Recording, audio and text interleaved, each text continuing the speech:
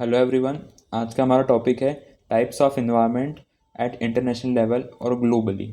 ठीक है, दो टाइप के इन्वायरमेंट होते हैं, एक्सटर्नल इन्वायरमेंट और इंटरनल इन्वायरमेंट। ठीक है, एक्सटर्नल इन्वायरमेंट वो इन्वायरमेंट होते हैं, ठीक है, जो कि अपने कंट्रोल से बाहर रहते हैं, अपन उसको कंट्रोल नहीं कर सकते। जबकि जो इंटरनल इन्वायरमेंट रहते हैं वो कैसे होते हैं, जो कि बिजनेस बिजनेस ओनर से या ऑर्गेनाइजेशन के अंदर ये अपन लोग उस चीज़ को कंट्रोल कर सकते हैं। ठीक है, वो होते हैं इंटरनल इन्वायरमेंट। एक्सटर्नल इन्वायरमेंट वो होते हैं जो अनकंट्रोलेबल रहते हैं, अपन कंट्रोल नहीं कर सकते। ठीक है, और इंटरनल इन्वायरमेंट वो होते हैं जिनको हम कंट्रोल कर सकते हैं बिजनेस के अंदर ही। तो सबसे पहले पढ़ते हैं एक्सटर्नल इन्वायरमेंट। एक्सटर्नल इन्वायरमेंट के दो सब टाइप हैं, micro environment, macro environment. Micro environment में आता है transporter, warehouse, advertising, general public.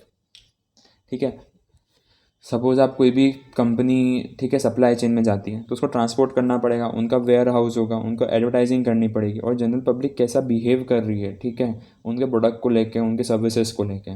तो ये सब चीज़ अपने कंट्रोल के अंदर नहीं। आप कोशिश कर, या फिर इनको बोल सकते हैं जो चीज़ें हैं ये पार्शियली कंट्रोलेबल हैं। ठीक है, ट्रांसपोर्टर कैसे काम कर रहा है, वेयर हाउस में कैसे माल रखा रहा है, क्या कर रहा है, आप इसको पार्शियली कंट्रोल कर सकते हो, पूरी तरह से कंट्रोल नहीं कर सकते हो। एडवर्टाइजिंग तो आप कंट्रोल नहीं कर सकते हो कि कैसे बिहेव करेंगे, आप कैसे एडवर्टाइजिंग कर रहे हो वो आपके हाथ में, बट उस पर पब्लिक पे कैसा उनका रिएक्शन आ रहा है पब्लिक का, उसको आप कंट्रोल नहीं कर सकते हो। तो ये चार फैक्टर्स होते हैं जो कि आते हैं माइक्रो के अंदर। अब बात करते हैं मैक्रो के बारे में। मैक्रो मतलब होता है लार्ज लेवल पे। ठीक है, तो पहला जो इन्वायरमेंट अफेक्ट करता है वो होता है जोग्राफिक। जोग्राफिक इन्वायरमेंट मतलब क्या होता है कि किसी भी कंट्री का क्लाइमेट, उनकी टोपोग्राफी, नेचुरल रिसोर्सेज, वहाँ के लोग, ठीक है, वो सब आता है जोग्राफिक में। तो ये एक बहुत बड़ा फैक्टर है किसी भी बिज़नेस के लिए, जो भी ग्लोबल लेवल पे जाता है उसको जोग्राफिक इन्वायरमेंट देखते हुए ही वहाँ पे बिज़नेस करना चाहिए। ठीक है, सपोज़ किसी कंट्री में ठंड बहुत ज़्यादा पड़ती है तो वहाँ पे अगर आप चाय का बिज़नेस करोगे तो चल जाएगा, बट अगर आप ऐसी चीज़ का बिज़नेस करोगे जो कि वहाँ के लोग एक्सेप्ट नहीं कर पा रहे हैं या वहाँ की जोग्राफिक कंडीशन को सूट नहीं कर रहा है, तो वो बिज़नेस आपका फेल है। दूसरा है इकोनॉमिक। ठीक है, इकोनॉमिक मतलब क्या होता है कि परचेसिंग पावर बोल सकते हैं। इकोनॉमिक मतलब होता है परचेसिंग पावर। ठीक है, वहाँ की कंट्री की परचेसिंग पावर कैसी है, वहाँ का कंट्री के लोगों का पैटर्न कैसा है, किन चीज़ों पे वो स्पेंड करते हैं, इनकम किन चीज़ों से आती है, स्पेंड करने का पैटर्न क्या है उनका, वो सब चीज़ आती है इकोनॉमिक में। ठीक है, सपोज़ अगर टेस्ला की कार है ना, तो टेस्ला अगर अपनी कार वैसे तो बेचेगा ही नहीं पाकिस्तान में, बट इन केस बेचता है तो वहाँ पे गिने चुने लोग तो रहेंगे, क्योंकि वहाँ पे कोई खरीदेगा ही नहीं टेस्ला की कार।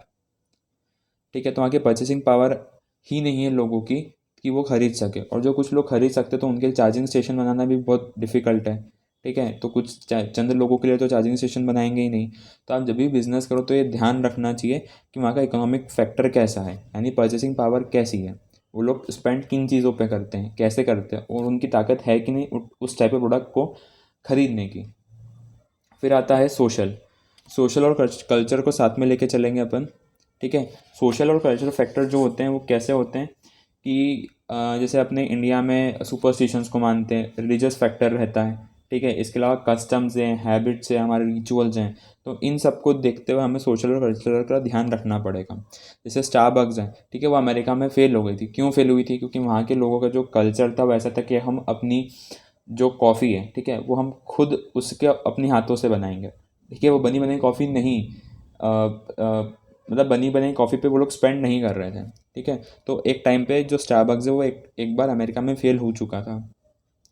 एक एग्जांपल मैंने पहले की वीडियो में भी देख के रखा हुआ है कि जो बीफ है, बीफ इंडिया में बैन है क्योंकि यहाँ के रिचुअल्स, यहाँ के लोग गाय का मांस नहीं खाते हैं। ठीक है, बट यही चीज़ अगर आप अमेरिका में देखे जाए तो वहाँ पे लोग खाते हैं। तो कोई वहाँ की कंपनी अगर इंडिया में आके बीफ का बिजनेस करती है या बर्गर्स वगैरह बेचती है बीफ के, तो यहाँ सक्सेसफुल होंगे ही नहीं। तो बिलीव्स, कस्टम, हैबिट, वहाँ की लैंग्वेजेस, रिलीजियस, ठीक है, और सुपरस्टिशन फैक्टर हो गए, वहाँ की वैल्यूज़ हो गई, एथिक्स हो गए, उनको ध्यान में रखते हुए ही बिज़नेस करना चाहिए। और ये फैक्टर बहुत अफेक्ट करता है किसी भी बिज़नेस को। इसके बाद आता है लीगल फैक्टर। लीगल मतलब होता है कि वहाँ के रूल्स, वहाँ के लॉज, रेगुलेशंस, ठीक है, रेस्ट्रिक्शंस, कितने किसी जैसे कहीं कहीं पे होता है कि वहाँ पे जो एनिमल के जो प्रोडक्ट्स होते हैं, एनिमल के फर होते हैं, उनके नेल्स होते हैं, ठीक है, उस टाइप के जो प्रोडक्ट हैं वो बैन होते हैं उस कंट्री में। तो आप वहाँ पे इस टाइप का बिजनेस नहीं कर सकते हो, रेस्ट्रिक्ट लगे हो उन पर, लीगल एक्शन ले सकते हैं, ठीक है। तो वो होता है लीगल फैक्टर। फिर आता है टेक्नोलॉजिकल फैक्टर। मैंने ऊपर एग्जांपल दिया था आपको टेस्ला का। सपोज अपने यहाँ पे टेक्नोलॉजिकल, सपोज इंडिया में है ना, इंडिया में अगर टेस्ला कार आती है, ठीक है, तो टेस्ला चलो एक बार के लोग खरीद भी लेंगे, ठीक है, बट उनके जो इलेक्ट्रिक कार जो टेस्ला की है वहाँ के चार्जिंग स्टेशन बनाने पड़ेंगे हर जगह पे। तो उसके साथ साथ जो सपोर्टिव टेक्नोलॉजी होती है, जैसे टेस्ला टेक्नोलॉजी वाला काम होगा, उसके साथ साथ जो सपोर्टिव टेक्नोलॉजी होती है वो भी साथ में काम करनी चाहिए करस्पॉन्डली। तो ये टेक्नोलॉजिकल फैक्टर्स, ठीक है। और आता है पॉलिटिकल फैक्टर, फिर एक और होता है इसके अंदर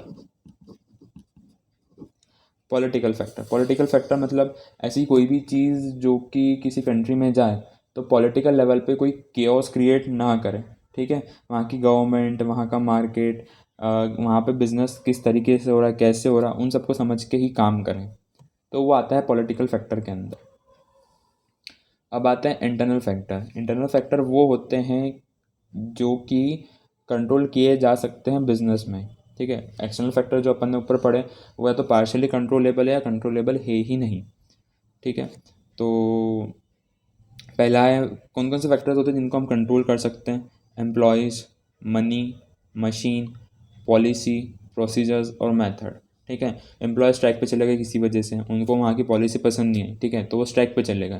तो इसको कंट्रोल किया जा सकता है पॉलिसी चेंज करके या एम्प्लॉयज़ की बात सुन के, ठीक है। कितना स्पेंड हो रहा है, मनी को अपन कंट्रोल कर सकते हैं। कितने मशीनें काम कर रही है, किस टाइप की मशीन्स काम कर रही है, कितनी मशीन ऑपरेट होगी या नहीं होगी, उनको हम कंट्रोल कर सकते हैं। वहाँ का प्रोसीजर्स, कंपनी का प्रोसीजर कंट्रोल कर सकते हैं, और किस मेथड से वहाँ प्रोडक्शन हो रहा है या जो भी काम हो रहा है, ठीक है, उसको कंट्रोल कर सकते हैं।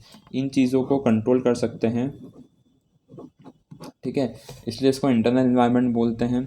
और इन चीज़ों को कंट्रोल नहीं कर सकते हैं या पार्शली कंट्रोल कर सकते हैं उनको, ठीक है, तो उनको बोलते हैं एक्सटर्नल इन्वायरमेंट।